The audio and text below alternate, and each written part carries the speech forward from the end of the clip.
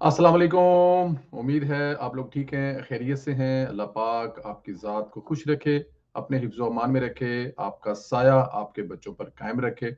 हमारी दुआएं हमेशा आपके साथ हैं। गुजारिश जो आपसे की जाती है कि चैनल को सब्सक्राइब करें, बेल आइकन को प्रेस करें और ज़्यादा से ज़्यादा व्हाट्सएप ग्रुपों में इसका लिंक शेयर करें और अपनी राय का इज़हार ज़रूर किया करें। जो भी वीडियो का हिस्सा होता है या कोई ऐसी चीज़ जो आप शेयर करना चाहते हैं, कमेंट बॉक्स में ज़रूर राय का इज़हार करें।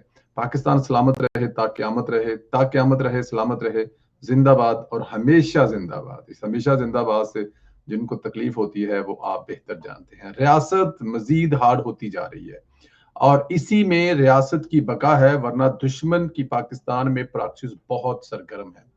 पाकिस्तान को इन डॉलर्स खोर यूट्यूबर ने बहुत नुकसान पहुंचाया और रियासत को खोखला करने की कोई कसर नहीं छोड़ी।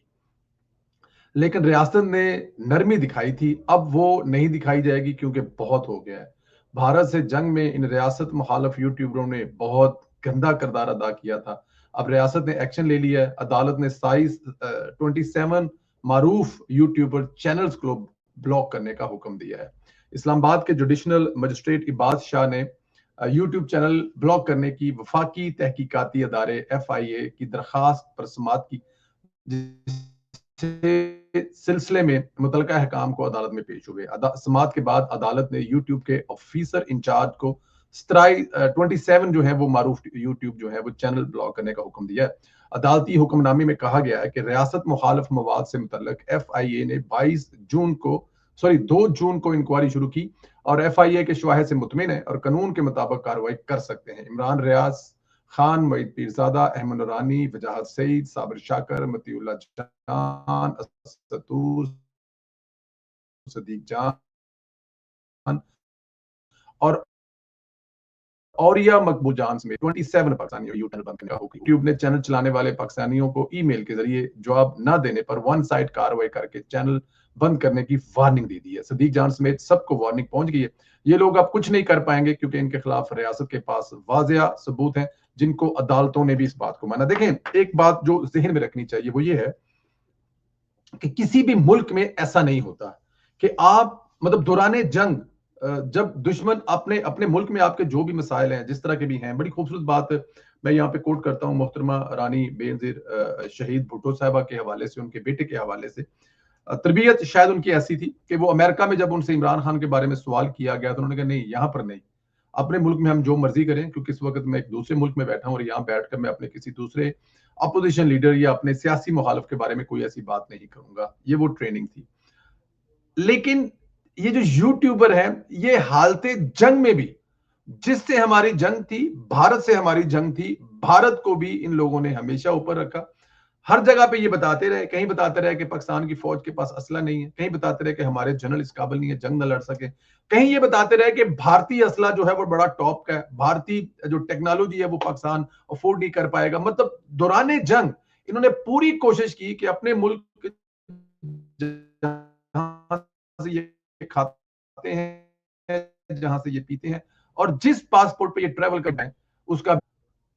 लेकिन इसी के बरक्स अगर फर्ज किया कि इमरान रियाज साहब इस वक्त यूके में है, वजाहत साहब जो है और मोईद पीरजादा अमेरिका में है, तो वो करें अमेरिका की हुकूमत के खिलाफ, अमेरिका की आर्मी के खिलाफ, अमेरिका की स्टैब्लिशमेंट के खिलाफ वहां बैठ के यूट्यूब के प्रोग्राम करें। मैं देखूं कितनी देर चलेंगे, वो नहीं चलेंगे।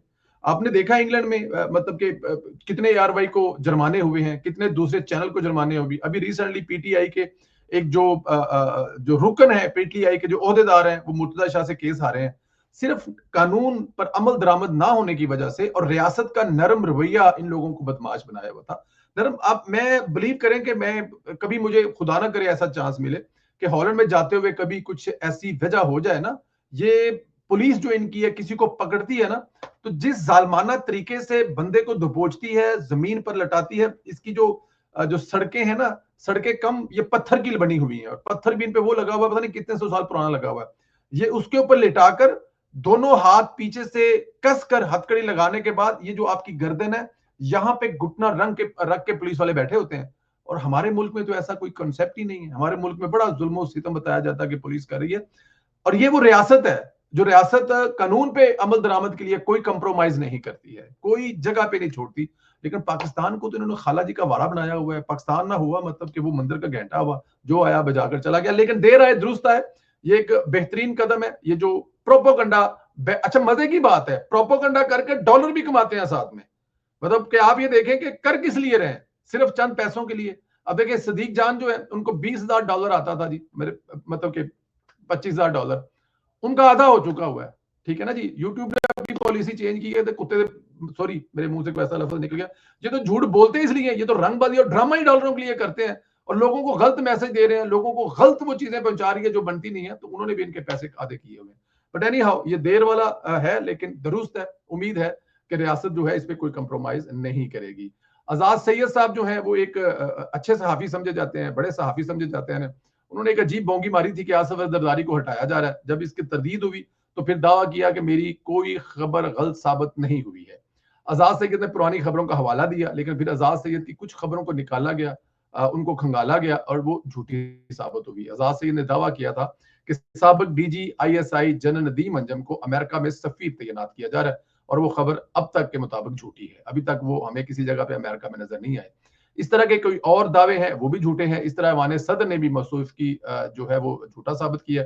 और असल बात यह है कि सबको डॉलरों की लत लगी हुई है। ये मैंने पिछले वीलॉग में कहा था कि ये अपने अपने अदारों में ये काम क्यों नहीं करते, जिन अदारों में ये मुलाजिम है उनके टीवी चैनल पर बैठ के ये खबरें क्यों नहीं देते। अदारा है ना तो बैठे, मतलब कि हमें भी तो पता लगे कि यार किसी क्रेडिबिलिटी वाली जगह पे बैठकर ये कर रहे हैं। यूट्यूब पर बैठकर जो मर्जी कर ले। अभी प्रेसिडेंट हाउस से उस मीटिंग के बारे में जो उसके विजुअल है, जो उसकी प्रेस रिलीज है वो सोशल मीडिया पर शेयर की गई है, जिसके बारे में वो फखर दुरानी साहब कह रहे थे कि ऐसी एक गुप्त मीटिंग हुई है जिसमें 3 फौजी अफसर और 2 सिविलियन थे, 5 लोग थे। तो वो जो पांचों वाली मीटिंग है अभी मैंने देखी है प्रेसिडेंट हाउस से, वो ट्वीट हुई है। अंदाजा करें बंदा किस पे एतबार करे और क्या एतबार करे कि भाई आप किधर से चीजों को कहां लेके जा रहे हैं, कैसे मिला रहे हैं। आपको यूट्यूब के लिए चैनल और बड़े बड़े देखें, फखर दुरानी साहब या आजाद सैयद साहब आज से सहाफत नहीं कर रहे हैं। ये मेरा ख्याल है बचपन से सहाफत कर रहे हैं, इनकी जिंदगियां गुजर गई हैं सहाफत में और बड़ी क्रेडिबिलिटी सहाफी है। और इनके इनके क्रेडिट पर बड़ी बड़ी स्टोरियां, इन लोगों ने बड़ी बड़ी स्टोरीज की हुई। पिछले दिनों वो परवेज मुशर्रफ वाली खबर भी जो वो लेना चाहते थे आजाद सैयद साहब, तो वो आमिर इलियास राणा साहब ने कहा नहीं, भजनों मैं दी थी। मतलब तो थोड़ा सा ख्याल कर लेना चाहिए आपकी क्रेडिबिलिटी। इस वजह से मैं सुनता हूँ, मेरे जैसे कई और आप लोगों को सुनते हैं। खैर इधर इमरान खान के सारे कार्ड फेल हो गए, बुढ़ी कार्ड फेल, भैन कार्ड फेल, भरा तो है कोई नहीं, मतलब पार्टी कार्ड फेल, स्टैब्लिशमेंट, मतलब जो जहान के कार्ड थे सारे फेल हो गए। आखिर मजबूरन बेटे को मैदान में उतारना पड़ा और बेटा कार्ड खेलना पड़ा। इसने अब्बू कार्ड प्ले करना शुरू किया है, रोना धोना शुरू किया है कि मेरे अब्बू इतने साल से जेल में हैं। लेकिन बेटा ये नहीं बता रहा कि अदालतों ने सजाएं दी हैं, अदालतों में चोर साबित हुए हैं और जो चोरी की सजा है उसमें, बल्कि वो घड़ी चोर वाली बात मैं नहीं करूंगा, दोस्त गुस्सा कर जाते हैं। अलकादर ट्रस्ट में करप्शन केस पर जेल भेजा गया। पीटीआई हर कार्ड नाकाम होने के बाद ये कार्ड मैदान में लाई है। अब देखना यह है कि ये जो अब्बू कार्ड है ये ज्यादा चलता है कि नहीं चलता, क्योंकि अब्बू कार्ड को चलाने की कोशिश की लेकिन असल में ये शायद चल जाता अगर बेटा जो है वो अगर पाकिस्तान में होता। और जिस तरह मरियम नवाज ने अपने वादर के लिए बाहर निकली थी, नजर आया था, उन्होंने एक तहरीक चलाई, उन्होंने लोगों में गई, लाखों लोगों को मोबिलाइज किया, तो समझ आई। लेकिन यहाँ पर अमेरिका में इंग्लैंड में बैठकर एक ट्वीट करने से अब्बू जो है वो रिलीज नहीं होंगे।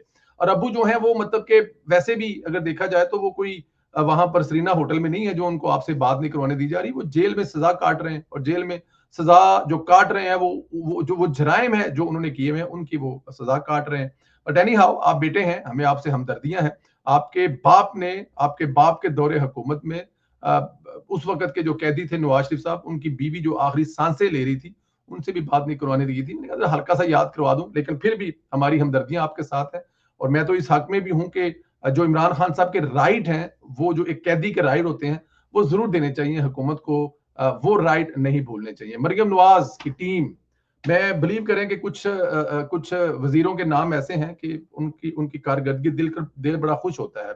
जो वादे कर रहे हैं वो मरियम नवाज ने जो इलेक्शन में वादे किए, मैंने आपको अक्सर बताता हूं कि मरियम नवाज के इलेक्शन कैंपेन के साथ उनके साथ काम करने का मौका मिला। हर जलसे पर जाकर हर जलसे को कवर किया, हर जलसे को कैप्चर किया, ट्वीट किए। तो वो वादे मुझे सारे याद है, कहाँ कहाँ पे क्या क्या वादे किया। तो मरियम नवाज साहबा ने जिस तरह पिंडी में आज पिंडी वालों की जो आसानियों के लिए आज एक जो ब्रिज का पुल का अंडरपास का इफ्ताह किया है, तो वहां पे मुझे फिर याद आ रहा था कि यार क्या बात है, जो वादे किए हुए हैं, जहां जहां वादे किए हैं वो पूरे कर रहे हैं, जहां पे वादे नहीं किए वो भी पूरे कर रहे हैं। मरियम नवाज साहबा की टीम के नौजवान काबल मुतहर्रक सिपाही लीडर अपनी लीडर के विजन की हकीकत में बदलने के लिए दिन रात मेहनत कर रहे हैं, पंजाब के लिए आसानियां पैदा कर रहे हैं।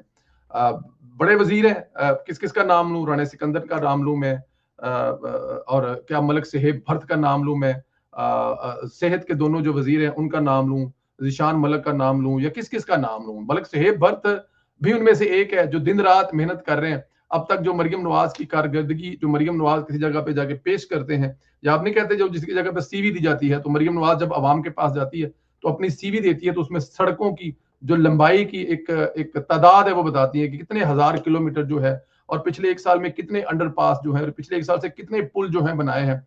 तो उनमें जो पूरी सीवी पेश करती हैं, तो उन पुलों को बनाने वाले, उन रस्तों को बनाने वाले, लोगों के लिए आसानियां पैदा करने वाले, उन सड़कों को कुशादा करने वाले, वो खड्डे सड़कों से खत्म कर कर कारपेट रोड बिछाने वाले जो हमारे दोस्त हैं, हमारे भाई हैं, वो मलिक सुहेब भट्ट साहब हैं, जो सुबह शाम मेहनत कर रहे हैं।